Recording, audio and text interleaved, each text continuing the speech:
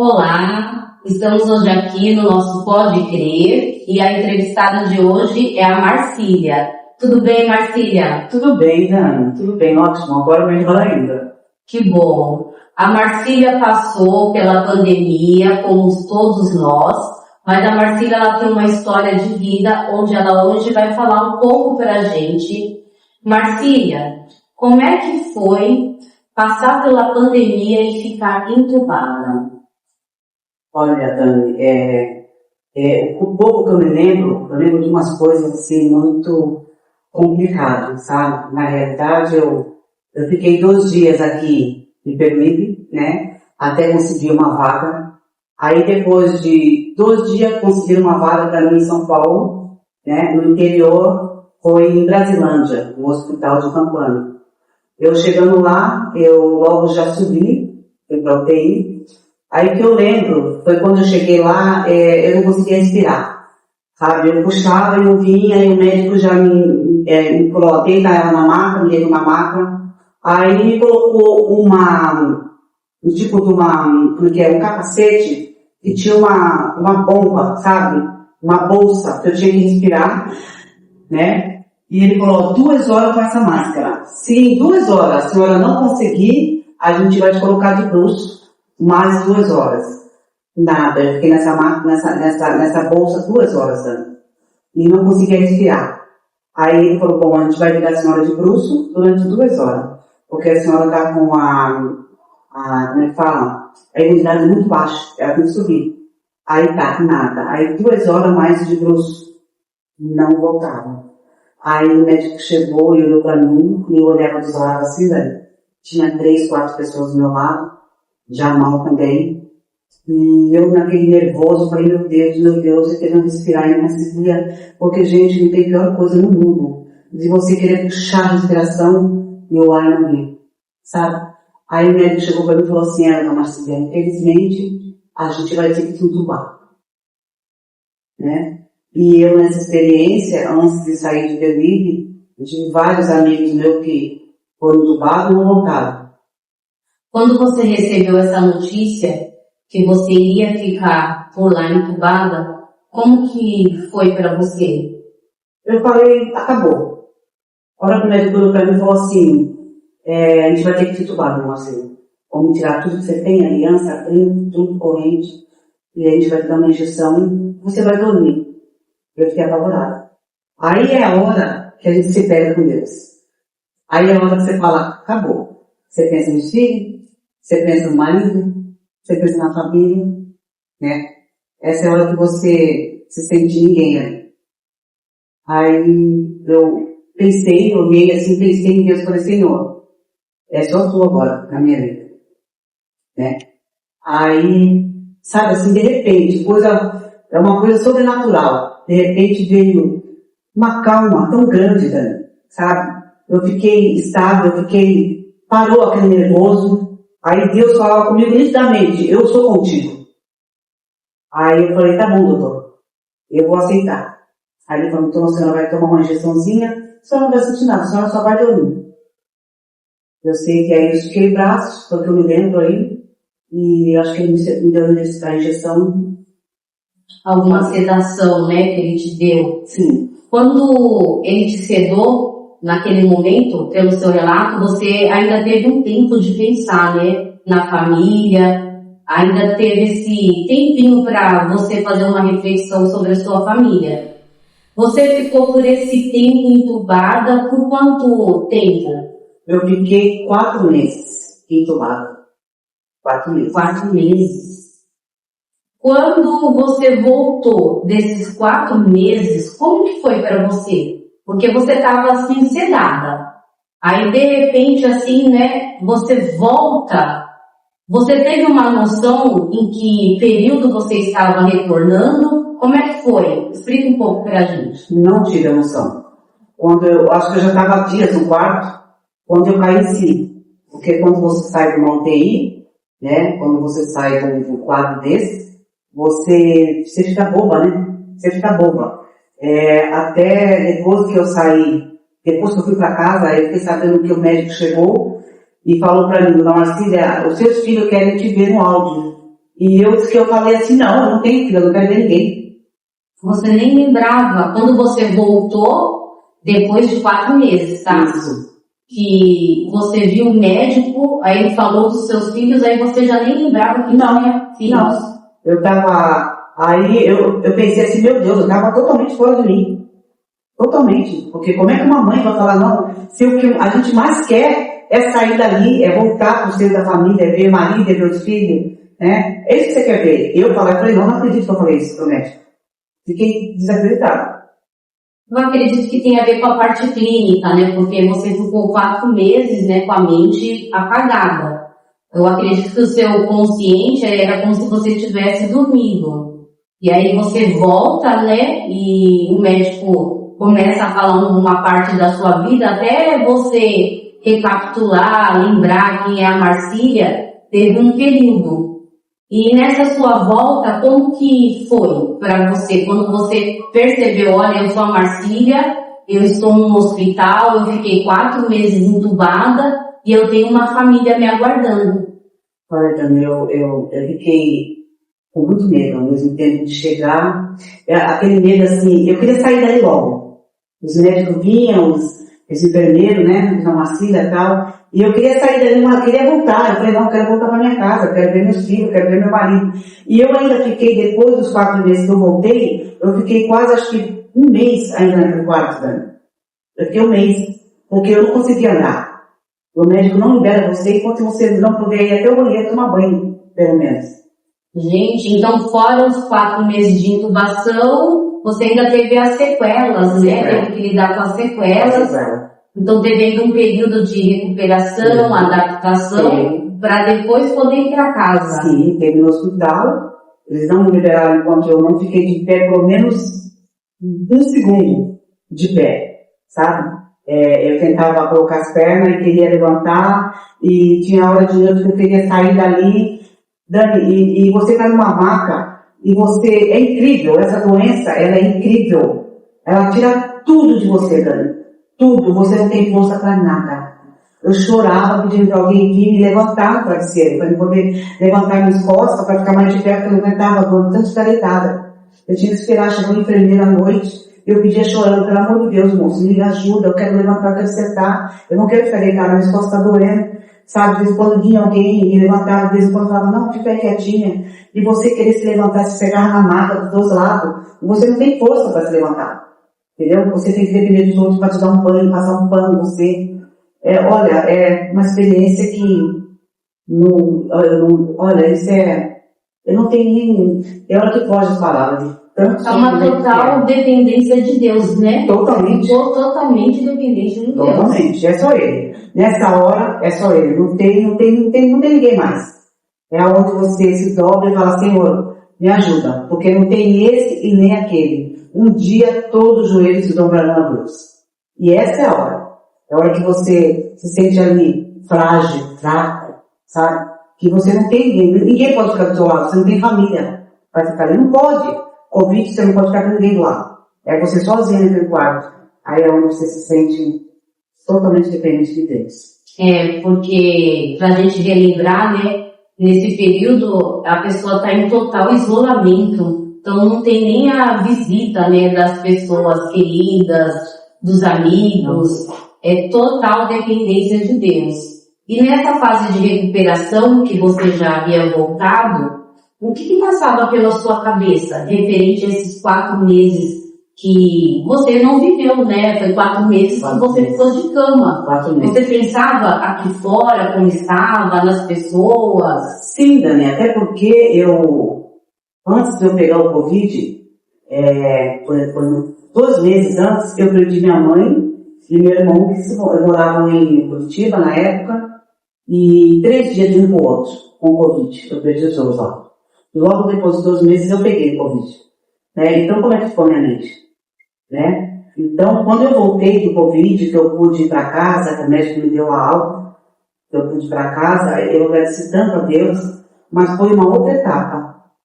Foi mais um tempo de cadeira de roda, mais um tempo com as pessoas me banhando, né? Que eu não podia movimentar, se não tem força nem para levantar a mão para pentear o cabelo ou para pegar um copo.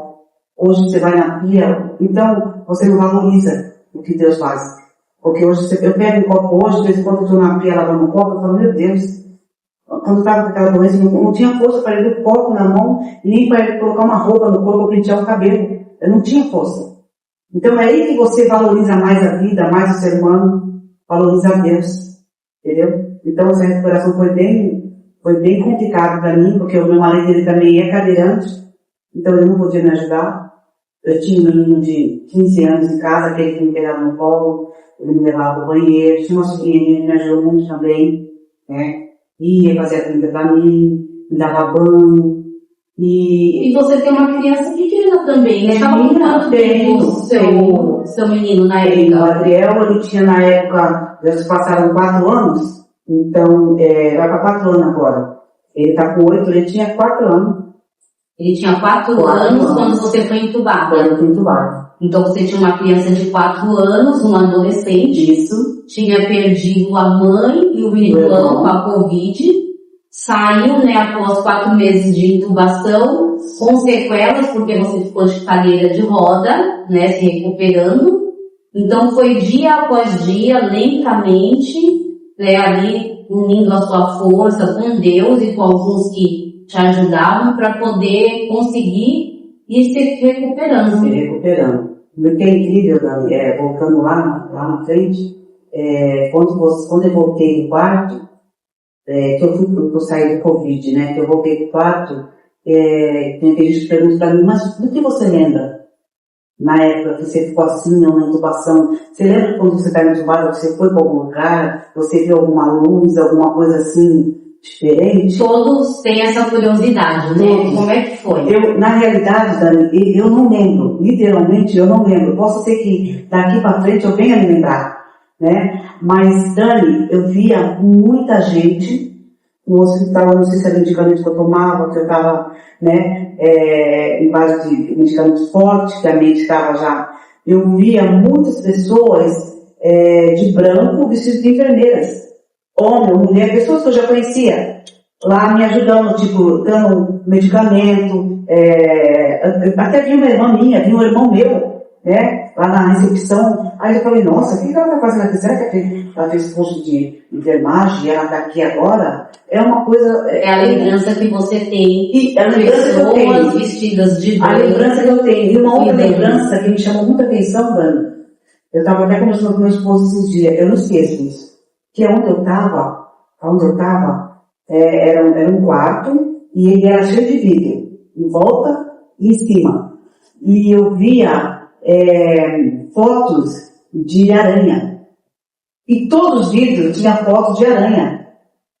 Eu via aquilo, falei, meu Deus, mas esse quarto parece que, a gente que é evangélico, a gente fica até, né, olha, esse quarto parece que ele é voltado para alguma coisa, sei lá, alguma coisa que eles fazem, e eles acreditam em alguma coisa, porque em cada vidro de cada quarto tinha a foto de uma aranha preta, entendeu? Isso ficou na minha mente, eu não consigo, é uma coisa que eu me lembro até hoje. Então um reflexo, né, de quando você estava entubada, é o que você consegue lembrar. Para algumas pessoas, né, vão dizer que é sonho, Isso. né, outras pessoas vão dizer que é algum tipo de ilusão. Cientificamente a gente não sabe o que foi, mas espiritualmente é alguma experiência com Deus que você passou. Com certeza. E uma outra coisa também que me deixou muito, muito triste, eu lembro bem que quando eu estava deitada na maca, quando eu já estava no quarto, eu lembro que eu estava com os aparelhos aqui no seio, né, uma parte que era nessa parte de cá, e eu lembro bem que veio um enfermeiro, um rapaz baixinho, gordinho, e ele veio pela primeira vez por volta de umas 11 horas da noite, para me dar remédio. Aí ele me deu o remédio, colocou na minha boca e tal, e ele saiu. E eu fiquei deitada na cama, e daqui a pouco eu senti uma pessoa vir aqui, porque a gente fica só de roupão. Né? Você fica só de roupão. Eu senti uma pessoa vir e abrir o meu roupão. Falei, poxa, aí eu abri o olho e falei, não, acho que ele tá vendo o aparelho e tal. Aí só que eu vi, a gente que é mulher, a gente sente que tinha algo diferente ali, que não tinha uma coisa que nem fosse um enfermeiro médico, uma coisa natural. Não, tinha algo diferente. Aí eu fiquei machucando, fiquei pensando, daqui a pouco, dali uns 10 minutos, o cara veio de novo. Dando do mesmo jeito. Ele abria meu roupão e ficava olhando meu seio. Sabe? Eu senti, né? Aí eu peguei, na segunda vez que ele fez isso, eu falei, o que você está fazendo aí, rapaz? Eu sou uma mulher casada, né? Você está mexendo em mim, você está olhando no meu seio. Ele falou, não, a senhora está louca. A senhora está à base de remédio. Eu falei, não, é a segunda vez que você vem aqui. Não faz isso.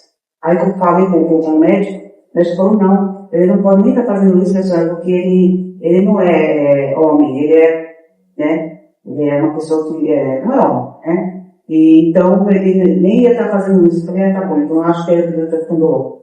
Mas eu passei até por isso também, quando estava internado. Então, isso daí que você está falando, você não sabe se é o seu inconsciente vendo coisas ou se realmente você estava passando por isso. Porque você estava sob efeitos de remédio, né?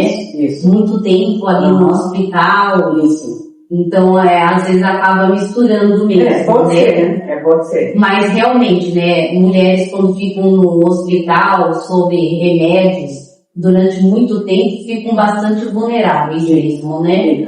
E a gente precisa ter esse cuidado com quem está cuidando da gente, porque hoje em dia a gente vê tanta maldade, tantas coisas acontecendo e fica difícil mesmo, né? A gente vê tantos casos, né, de abusos. Então a gente fica mesmo preocupada com quem está cuidando da gente no leito do hospital. Sim. Então é importante a gente vigiar, né? Não custa nada vigiar, né? Ter esse cuidado. Cuidado, com certeza. É isso mesmo. Marcília, agora me diz uma coisa. Quando você se viu indo para sua casa em uma cadeira de roda, passou alguma vez na sua cabeça que aquilo ali seria definitivo? Ou o tempo todo você estava numa fé ali tão grande com Deus que você pensava, não, isso é provisório, logo vai passar? No momento, assim, vem o medo, né, Dani? O medo. Vem um medo muito forte, porque você está numa cadeira e você não conseguir levantar para passar para a cama ou até para dar um passo para ir à cozinha, você se sente ali, é um momento frágil, é um momento que você se sente, meu Deus, será que eu vou ficar para sempre aqui? Aí quando você vê, aí eu acabei enxergando as dificuldades do meu esposo, sabe? Então eu olho para ele me dá muita força, porque eu olhava para ele e falava assim, nossa, ele falava, amor, assim, ó, faz que eu, pula, né, força o corpo, joga só, né, força o braço aqui, joga o corpo, eu falei, não tem, eu chorava. Aí muitas vezes eles saíam e me deixavam lá no sofá, e eu não queria depender, né, porque eu sempre fui uma mulher que sempre corria atrás das minhas coisas, e não queria que cada um trabalhe para mim, a gente não quer, né, porque cada um tem a sua vida, né, minha sobrinha levava comida, meu filho tinha que estudar, eu falava, meu Deus, eu não quero dar esse trabalho, eu quero poder levantar, muitas vezes eles chegavam em casa, eu estava no chão, porque eu queria ir para a cadeira e eu não tinha força, eu caía e ficava sentada no chão. Aí não tinha ninguém para Não tinha ninguém naquela hora. Aí eu falei, minha mãe, já falei pra você, fica aqui, mãe, meu marido morto, pelo amor de Deus. Não, mas eu queria. Dani, eu comecei, o médico falou que eu teria que fazer fisioterapia para me voltar a andar logo. Já eu iria andar, mas que eu tinha que fazer fisioterapia, fazer todo um tratamento. Dani, por Deus do céu, eu me arrastava no chão quando eles voltavam. Eu ia até a cozinha, aí eu levantava pela parede, aí eu ia no muro, eu ia me arrastando, porque eu queria levantar, eu queria que as minhas pernas me obedecessem. Entendeu? Isso durou mais ou menos de 20 a 25 dias para eu começar a levantar. Até hoje. Isso ficou até hoje. Essa sequela até hoje ficou. Eu não tenho força nas pernas do meio, no joelho, né? Os ossos meus parecem que não é mais a mesma coisa, né? É frágil, é fraco. E é isso, é um dia atrás do outro, entendeu? Mas foi bom, né? Porque você não se entregou, você travou uma batalha, você queria sair daquela cadeira de roda, você se esforçou, né? Correu atrás de fisioterapia. É muito importante isso, porque às vezes algumas pessoas se entregam àquele quadro, né? E o médico também te deu uma boa perspectiva. E se você fizesse tudo corretamente, futuramente você iria andar, iria sair da cadeira. Talvez uma das preocupações seja porque o seu esposo era cadeirante, né? Ele é cadeirante. Então você se vendo numa cadeira e ele também, isso te preocupou ainda mais, né? E fora que, além de tudo isso, tem a batalha pelo sustento da família, né, Marcília? É importante você falar para a gente como que foi se virar esse período financeiramente, porque você trabalha com comércio, você não tem, né, algo fixo. Como que você se virou, vamos falar assim, nesse período e depois? Na realidade, assim, eu já vi de várias situações na vida, né? Cada um tem ali um fardo para carregar. E quando eu fiquei viúva do meu primeiro marido, eu tinha acabado de ganhar esse menino que eu tenho hoje, que tem 8 anos, que é o Adriel, e ele faleceu foi dia 8 de novembro, e fazia 13 dias que eu tinha ganhado o Adriel. Então, foi uma época que é o feriado, é onde começa o feriado, aqui em Peruíbe. Nós comerciantes, a gente vive das férias, esse feriado, né, fim de ano. E eu tinha na época uma banquinha no porto, né, no portinho de peixe, trabalho com caranguejo. E nessa época eu falei, poxa, e agora? Novembro, vai começar, daqui a pouco começa aí dezembro, Natal, Ano Novo. Como é que eu vou fazer? Tem uma criança, um bebê em casa. Eu tenho que sustentar ele. Como é que eu vou fazer? Então, naquela época, aquilo me ajudou muito. Né? Eu passava dias lá, então você conhece pessoas, você está trabalhando. De noite era difícil, né? Mas de dia eu tirava de letra. Então, nessa época foi o que me ajudou muito, né? Então, nessa parte da Covid, foi difícil também para mim, né? Eu tinha que ir de bicicleta, eu morava no Caraguá, né? No bairro distante do centro do meu trabalho. Eu tinha que ir de bicicleta para chegar até o portinho para trabalhar, né? Mas eu superei, eu falei, não, eu passei pela Covid, eu fiquei 4 meses entubada, entendeu? Agora, por que eu não posso pegar uma bicicleta e pedalar? Eu tinha medo. Eu subia na bicicleta, eu ficava zonza. Não era mais a mesma coisa, não é mais a mesma coisa. Entendeu? Não tinha domínio. Não tinha, pernas, não né? tinha. Tinha medo de parar com a bicicleta, de colocar a perna assim para segurar e de repente a perna não aguentar. Mas eu fui, trabalhei o verão inteiro, né? Às vezes ia para casa com dor, tudo, mas eu sabia que Deus estava no controle, né? Que foi Ele que me ajudou todo esse tempo que eu passei entubada. Ele me deu a vida de novo, né? Eu falei, não vou deixar qualquer coisa me derrubar. Não vou. Enquanto eu tiver vida, enquanto eu tiver fôlego de vida, hoje eu posso puxar o fôlego e sentir a respiração, eu vou lutar, entendeu? Eu vou lutar. Então, você ressaltou, né, que a perda do seu esposo, você estava com um filho com 13 dias de vida, e isso daí te deu forças para trabalhar. Então, quando veio a Covid, você já estava uma mulher forte, porque já tinha passado por uma luta anterior, então a Covid para você não foi problema, não te parou. Né? Você já havia tido uma experiência com perdas, né? E isso daí te deu mais força para você continuar trabalhando. Então, quando você conseguiu voltar a andar, você pegou a bicicleta, veio pro porto, colocou ali sua banca e voltou a tocar seus negócios. Como é que foi para você rever as clientes, rever os amigos de trabalho, recomeçar? Bom, para mim, Dani, foi espetacular. E o melhor ainda, quando os meus clientes me viam, eles falavam, não acredito, você voltou, porque já tinha me enterrado, Dani. Já tinha me enterrado. Entendeu? O médico, ele não dava mais vida para mim. Eu foi feito 13 hemodiálise. Aí quando chegou, na terceira vez que o médico ligou para minha família e falou que eu teria que fazer a trato, né? Foi a primeira, segunda, na terceira vez que o médico ligou e falou, não, a gente vai ter que fazer a trato médico, ainda está entubado. E foi quando eu acordei. Né? Foi quando eu acordei, e aí provavelmente Deus falou, epa, volta, né? Volta que ainda tu tem muita coisa para fazer na segunda. Eu creio também. Né? Então eu chegava no meu trabalho, a maioria dos clientes, que são tudo pessoas de São Paulo, nossa, Marcinha, você voltou. Nossa, era um carinho tão grande. Uma alegria tão grande. Eles não acreditavam. Todos queriam saber como é que era a intubação, como que eu aguentei, porque o Dani foi muita gente embora. Muita gente. Você mesma perdeu, né, pessoas. Dani, quando eu cheguei aqui, tinha um cunhado meu, Dani, que ele era um gigante.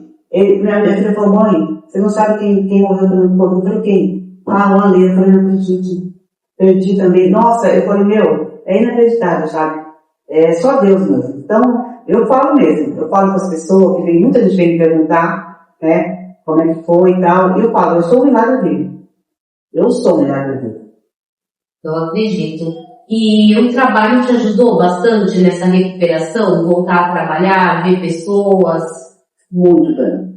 Muito porque é um tempo ali que você se doa, né? É um tempo que você acaba esquecendo do sofrimento que você passou, né? Então eu sou uma pessoa muito alegre, eu vou estar sempre brincando, sorrindo. As meninas lá no posto que eu trabalho ficam, mas sem você, aqui não é igual, você põe alegria, você brinca, você ri, tudo se alguém disse, você está rindo, você está fazendo uma brincadeira, e é assim que eu sou, entendeu? E eu agradeço muito a Deus por ser assim e por poder estar nesse mundo de volta, né? Porque tem uma missão. Eu creio que eu tenho uma missão e vou cumprir. Marcília, nesse período, quando você retornou, que eu, consegui te ver, nessa época, fala assim um pouco pra gente como que foi você se olhar esteticamente, porque você ficou 4 meses ali, entubada, de bruço. Aí quando você voltou, que você olhou pra você, seu cabelo, suas unhas, como que você estava? Como é que foi essa fase? Horrível. Eu me sentia uma outra pessoa. Eu pegava no meu rosto assim, Dani, era cheio de barba, né? Porque quando nasce assim, tá na pele e tal. Ai, eu olhava assim, olhava as unhas, falava, meu Deus, meu cabelo, Dani. O primeiro banho que elas me levaram para dentro do hospital para tomar um banho, e meu cabelo, elas tiveram que cortar tudo, Dani. Porque ele estava todo embaraçado. Gente, ressaltando para vocês que o cabelo da Marcília vinha na cintura. Era enorme, bastante cabelo.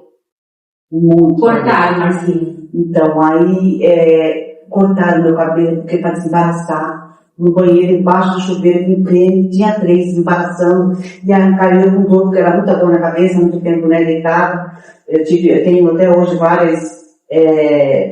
que ficou careca, né? Que eu perdi cabelo no rosto, mas muitas falhas, né? Aí tá, elas me deram banho, cosaram meu cabelo, fizeram uma trança em mim, e as unhas bonitas. Eu queria ficar bonita, porque eu queria vir embora bonita, mas não tinha como, sabe? Eu falei, na hora que eu chegar, a primeira coisa que eu vou fazer, aí eu cheguei em casa, né? A sobrinha falou, tia, vamos cortar o cabelo, meu cabelo tá tudo quebrado, você perdeu muito cabelo, eu fiquei com uma dó, eu chorava, porque eu cuidava tanto do meu cabelo. Tanto está aí você que é minha cabeleireira, é lá no salão da Dani, eu sempre vou, sempre fui bem tratada lá, e eu falei, nossa, meu Deus, eu chorava, né? Eu passava a mão assim, o cabelo caía de maço. Aí a minha sobrinha levou um cabeleireiro lá em casa, um rapaz lá e cortou, fez um chanelzinho, e aí dali pra cá, quando eu ia no cabeleireiro assim, minhas mulheres falavam, ai, por que você não corta mais o João? Deixa curtinho, eu falava, não, o cabelo vai crescer de novo. Vai crescer de novo. E o meu cabelo crescer de novo. Dá um coque aqui, mas ele tá ganhando de novo. Gastando bastante, né? Essa é uma das grandes reclamações, né? Eu digo assim que é uma observação que as pessoas sempre fazem da Covid, a perda de cabelo. A maioria das pessoas que passaram pela Covid, elas têm uma perda muito grande de cabelo. E é uma perda, assim, que demora para recuperar, né? Leva um tempo, precisa de tratamento, cuidados. A Marcília sempre foi cuidadosa com os cabelos dela. Ela continuou fazendo esse tratamento até conseguir recuperar, mas levou bastante tempo. Muito tempo. Bastante tempo. Ele aí, de vez em quando, assim, quando eu pinto ele, né, eu sempre pinto ele dá uma quebrada, ele cai um pouquinho, ainda tá meio fraco, mas eu tô tratando dele há muito tempo já. Tem pedaço, né? A impressão que a gente tem é que a Covid, ela muda a estrutura capilar, né? O cabelo não tem mais aquela mesma estrutura que tinha antes da pessoa adquirir a Covid. Na verdade, a Covid, depois que eu saí de lá, tive fazendo umas pesquisas, tal, estudando, ela mexe diretamente com o DNA da pessoa. Ó a doença, como ela é forte. Ela entra no DNA, não tem uma doença, né, mais forte que essa. É complicado. Mas graças a Deus, né, eu falo assim que a esperança é tudo, a fé é tudo, né, Marcília? Hoje a gente olha assim, quem viu essa fase sua e vê hoje, muitas pessoas não acreditam, né? Só realmente quem te conhece, que lembra, né, esses 2 períodos, na Covid e esse agora. Marcília, fala um pouco pra gente, porque você continua trabalhando no porto ali, né? Sim. como é que está sendo a sua luta hoje ali no Porto? Porque você continuou a batalha, você passou por tudo isso, mas continuou, retomou ali seu trabalho no Porto, né? Você é muito conhecida ali com o que você trabalha. Como é que está hoje o seu trabalho ali? O que vocês estão passando ali?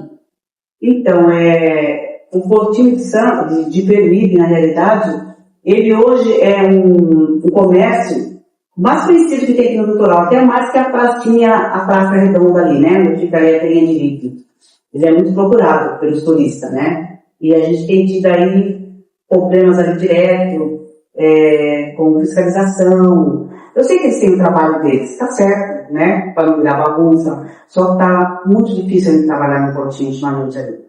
Né? Agora colocar uma regra que a gente tem que colocar tantas cadeiras, tanta mesa, não pode ir a alguns local, correto, concordo, né? Tem gente também que extrapola, né? A gente também tem que ter sabedoria, tem que saber respeitar, né?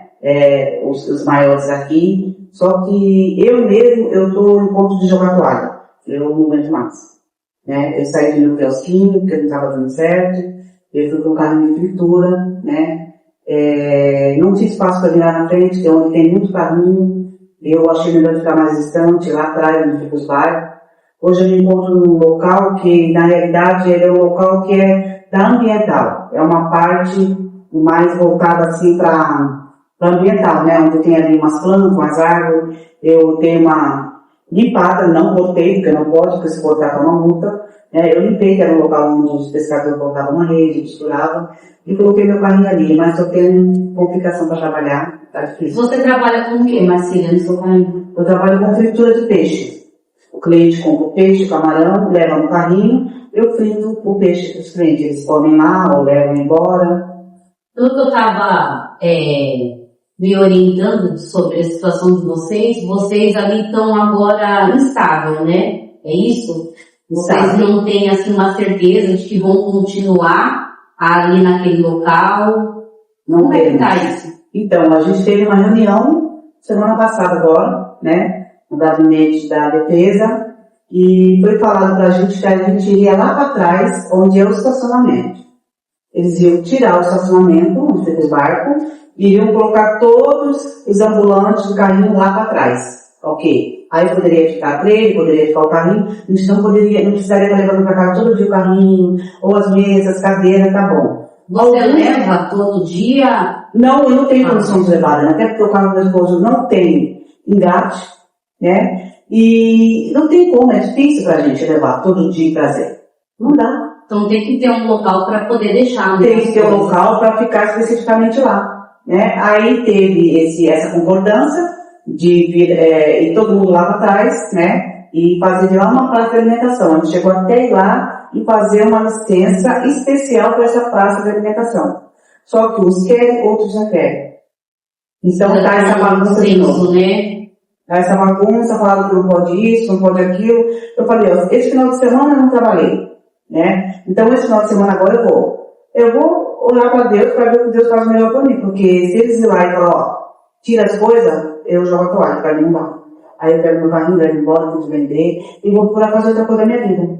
Então, além da pessoa passar por toda essa batalha de pandemia, né, manteve, mesmo ela estando entubada, a família dela aqui fora manteve o ponto dela lá, ela retornou às atividades dela com todas as dificuldades, tem ido lá trabalhar, agora eles estão enfrentando essa batalha aí, porque eles não sabem se eles vão ter ainda autorização para continuar trabalhando ali no local, ali no portinho daqui de Peruíbe. Então ainda tem toda essa preocupação, né? Tem tudo isso. Então, assim, é algo que precisa ser conversado, né, com as autoridades, porque as pessoas precisam ter um local certo para trabalhar e precisa ter algo fixo, né, uma certeza. Porque senão você faz uma compra, investe, aí amanhã já não pode mais ficar. E o seu investimento, né? E o que você investiu? Faz o que com isso? Então ainda tem toda essa preocupação. E é um ganha-pão seu com a sua família, né? Esse é o meu ganha-pão. É difícil porque você, 3 semanas atrás, eu fico no local que se chover, eu tô na boca do ovo também. Eu estou bem abaixo dentro. Eu já perdi uma estrutura todinha de uma lona que eu fiz, uma tenda, o vento que deu, quebrou tudo, né? Quebrou tudo. Aí o que eu fiz? Eu fui, comprei uns pau, coloquei umas estacas para poder fazer pelo menos uma tenda, uma lona em cima, para quando chover, os clientes poderem ficar ali embaixo comendo. E a estrutura tem que ser forte, porque o vento que dá, derruba tudo. Mas aí no outro dia que eu fiz, a defesa foi lá e falou que eu tinha que derrubar tudo, que eu tinha feito um barracão. Falei, não, eu simplesmente coloquei uma lona e só colocou 4 pau. Não, tudo bem, entendi, tirei. Né? Aí agora eles falam que tem que tirar o carrinho todo dia, levar embora, mesa, cadeira. Eu não tenho condições de fazer isso. Né? Sim, deve ser sozinha, né? Bem dizer, eu sozinha, porque eu não posso ter que desnudar para carregar as coisas comigo, porque não está adiante, né? E eu não consigo. Entendeu? Então, a gente só quer trabalhar. A gente só quer trabalhar honestamente, dignamente, e a gente não está podendo. A gente não está podendo. Então, cadê a lei? Cadê os vereadores? Cadê as pessoas que, quando querem voto, vão procurar a gente onde está no trabalho? Não tem ninguém por nós. Felizmente, nós estamos esquecidos. Então, Marcília, diante de tudo isso que você está passando, tem horas que você para e diz assim, meu Deus, né? O Senhor me deu uma chance de viver, né? Eu sobrevivi a tudo isso. Qual que é a minha missão? Pois é, Dani, eu me pergunto. Todos os dias, eu tenho passado esses dias por... Olha, eu sei que não está fácil para ninguém, né? Que todo mundo passa por situações difíceis e o mundo cada vez mais difícil, né? Mas olha, eu tenho passado na minha vida prova, sabe? E eu sei que sem a prova você não tem, né? A recompensa, né? Ou até o milagre. Mas, e ontem mesmo eu estava falando, meu Deus, o que tu quer de mim? Sabe, eu sei que no meu quarto, eu mando meu filho para a escola, meu marido sai, eu falo, Senhor, o que tu quer de mim? Eu não sei mais o que fazer. Eu estou perdida. Eu não sei se eu já estou vendo aquele carrinho, que eu até já coloquei a venda. Eu não sei o que eu faço mais. O que tu quer de mim, Senhor? Fala o que eu faço, porque eu estou sem chão. Estou sem chão. Estou perdida mesmo. Mas o importante é que você está aguardando no Senhor, né? Sim. E eu sempre. penso assim, né? Se o Senhor preparou um milagre, hoje você está aqui, ó, né? Saiu da intubação, saiu da cadeira de roda, está aqui firme e forte com o Senhor. É porque coisas novas, coisas boas virão sobre a sua vida. Eu creio. Marcília, você consegue hoje olhar para você e falar assim, eu sou um milagre? Sim. Literalmente sim. Porque eu estou viva. Eu estou respirando, né? Eu não respirava, eu tinha que colocar aparelho para respirar. Eu levantava 12 minutos para ir no banheiro, se eu não levasse o oxigênio, eu desmaiava, eu morria dentro do banheiro, porque você puxa a respiração e não vem. Já pensou você querer respirar? Uma coisa você está dentro da água, querer puxar a respiração no dia, tem coisa pior que isso. Então hoje eu sou um milagre. Literalmente eu sou um milagre. Eu vejo assim, né, que a gente dá tanto valor à água, à luz, e na pandemia a gente aprendeu a dar valor ao ar, né? A gente precisa poluir menos, a gente precisa repensar as nossas políticas, né? Porque o ar é tudo. O ar é tudo. O ar é tudo. O ar é tudo. Sim. Marcília, eu gostaria que você cantasse um louvor para nós. Um louvor que te faça relembrar essa época, ou um louvor que te inspire sobre o que você está passando nos dias de hoje. Sim, olha, são tantos louvores que se eu for cantar aqui, é muitos louvores que mexem. Canta para nós um pedacinho, um trecho. Sim, eu vou tentar, porque na realidade o Covid ele só quer cantar. Eu louvava muito na igreja, eu adorava na igreja louvar. E todos os cultos que eu ia, todas as igrejas que eu ia, eu louvava. E depois do Covid, o pulmão, né, tive um problema. Então eu não tenho mais aquele ar que eu puxava, sabe? Tem hora que me falta. Mas quando eu vou nas igrejas, eu louvo o Senhor sim. Eu quero louvar do jeito que eu tô, que eu posso, eu louvo o Senhor. Você adora. Adoro. Eu vou tentar aqui, tá? Amo o Senhor, meu Salvador, anelo tê-lo junto a mim, minha esperança é tua palavra que jamais desamparou. Aquele que busca tua face quer viver para ti, pensar só em ti, romper com as barreiras do mundo aqui, voar como o Pai nas asas da fé e ser revestido de glória e poder. Amo o Senhor. Oh Deus. A história da Marcília é uma história que mexe muito com a vida da gente, que faz a gente relembrar a pandemia e faz a gente ressaltar a vida e a esperança daqueles que sobreviveram. Marcília, eu quero agradecer a sua participação aqui no Pode Crer e continuar ressaltando que não é para você jogar a toalha como você falou, não. Você já vem de tantas lutas, né? Não vai ser mais uma luta que vai te parar. Eu agradeço, tá, Marcília? Cida, obrigado, também agradeço por poder estar aqui, contar um pouquinho da minha história, né? Porque do meu milagre, né? Que eu creio que o milagre edifica muitas vidas, né? Tem pessoas hoje que já não acreditam mais em milagre, com tudo que nós estamos vivendo aí fora, com tudo que o mundo passa pra gente, né? Mas ainda existe milagre, ainda existe um Deus que pode fazer milagre na tua vida. Eu agradeço muito a Deus por isso. E agradeço por estar aqui hoje. Obrigada. Pode crer. Amém.